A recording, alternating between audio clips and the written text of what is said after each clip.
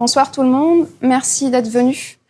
C'est Amal, je suis Android développeur chez Back Market depuis 1 an maintenant. Et je travaille avec la team Lifecycle. C'est une team qui s'occupe de pas mal de scopes dans l'application. Et on a une obsession dans ma team, c'est comment rendre les pages plus fluides, plus claires, avec plus d'interactions et plus agréables. C'est pourquoi je voulais vous parler aujourd'hui de ce sujet qui peut paraître un peu anecdotique, mais qui peut changer pas mal de choses dans une interface. Parce que autour de nous, l'animation, ça change l'expérience des utilisateurs aussi. Par exemple, une porte automatique qui s'ouvre, ça peut nous indiquer si on peut passer ou pas. Les feux de signalisation, ça aide aussi à mieux gérer les circulations. Et le MGM, dès qu'on le voit, on comprend bien qu'un film va commencer. Du coup, juste avec des mouvements, on comprend bien qu'est-ce qui va se passer et qu'est-ce qui nous attend. Mais comment on peut reproduire cela dans nos applications? Des fois, on pense qu'une animation, elle est là comme un plus à ajouter à la fin. Mais pour moi, je la vois plus comme une ponctuation visuelle. C'est comme dans un texte, si on a des virgules bien mises, on comprend mieux le texte. Du coup, ça peut aussi guider les utilisateurs à comprendre quoi faire ou regarder, comment gérer les interfaces et quoi attendre.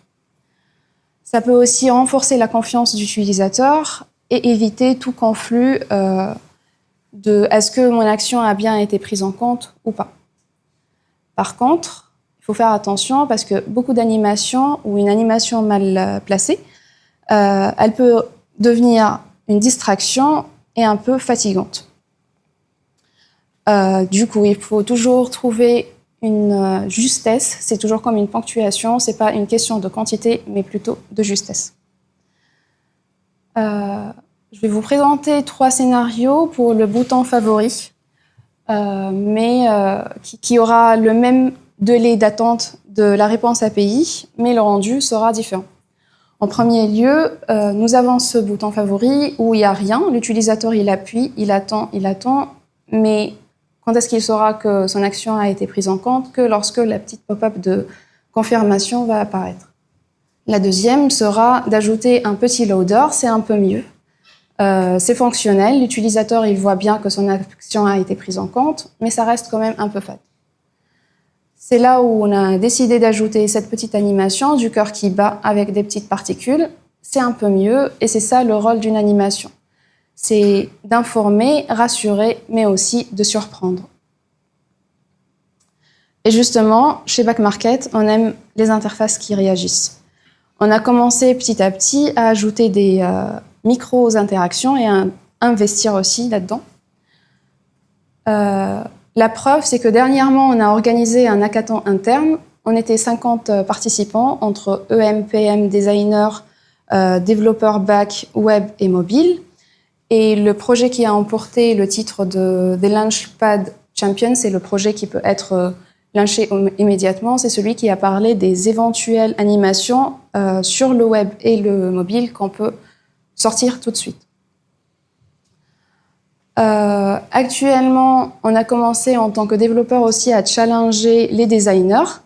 Par exemple, durant notre dernière feature qu'on a sortie, c'est nous les devs qu'on a ajouté quelques petites animations, par exemple les 3 petits points de loading, le petit serpent qui s'anime et les clics sur les boutons.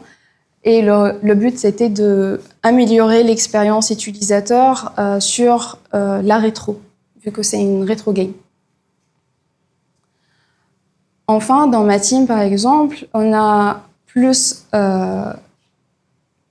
l'animation, elle est devenue plus qu'un nice to have, c'est devenu plus un challenge. Pour chaque feature, on essaye de réfléchir plus à comment on va améliorer cette vue pour la rendre plus dynamique et vivante.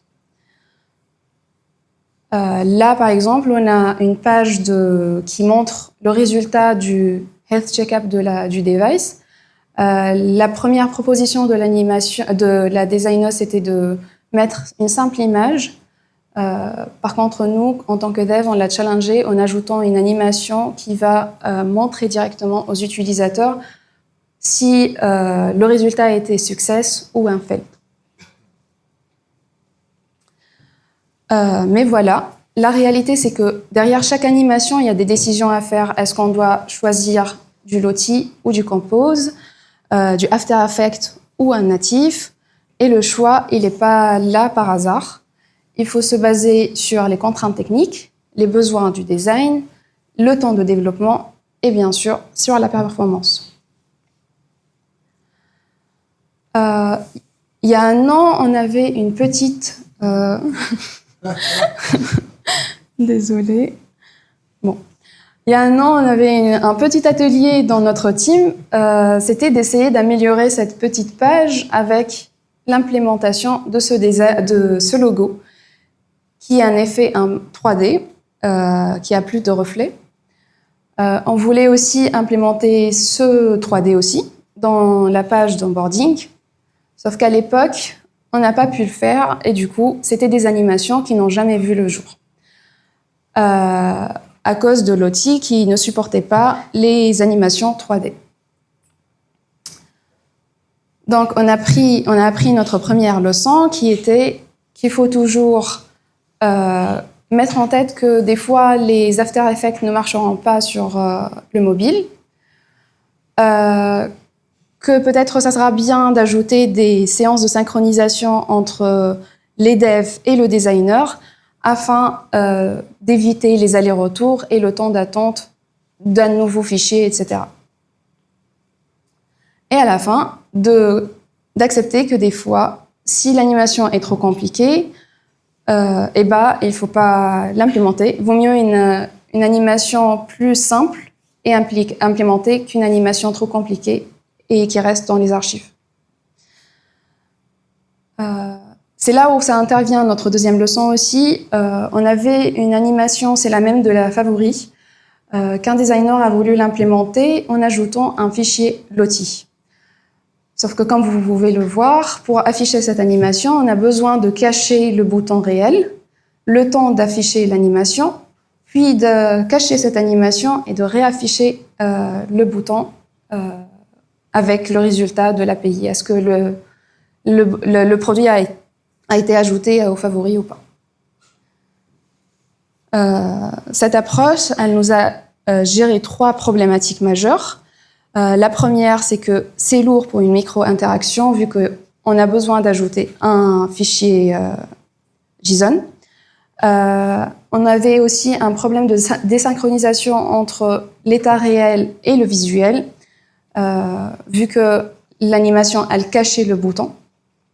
Et du coup, on a dit, pourquoi pas partir sur Compose pour reproduire cette animation.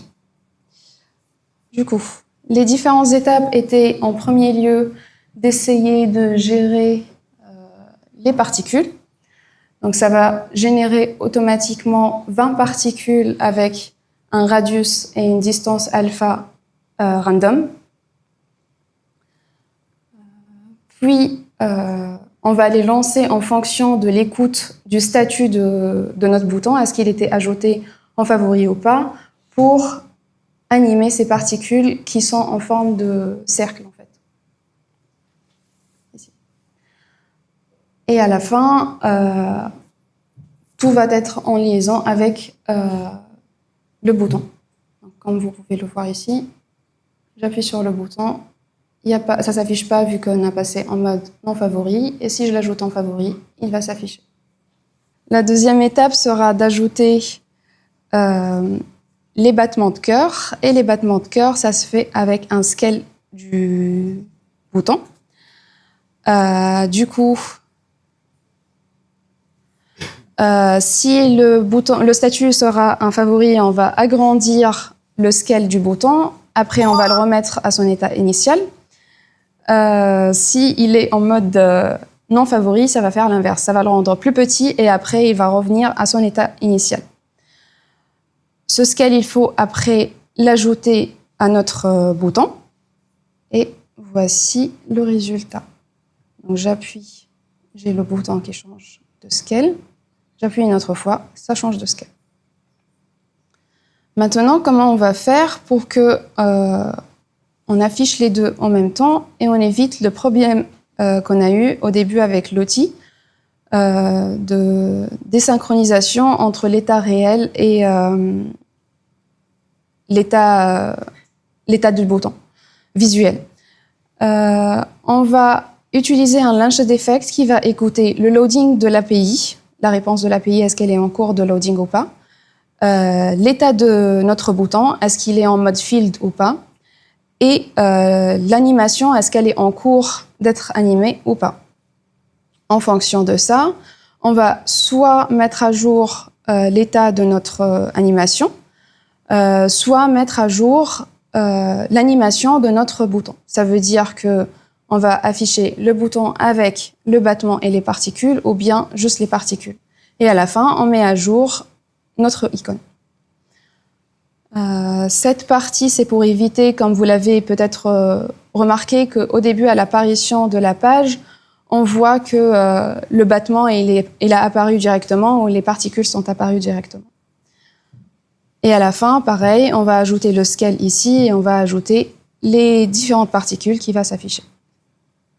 Merci. Du coup, si on voit le résultat, maintenant j'appuie. J'ai le premier qui passe en mode non favori. Et si je passe en mode favori, je vois bien le battement de cœur avec les particules.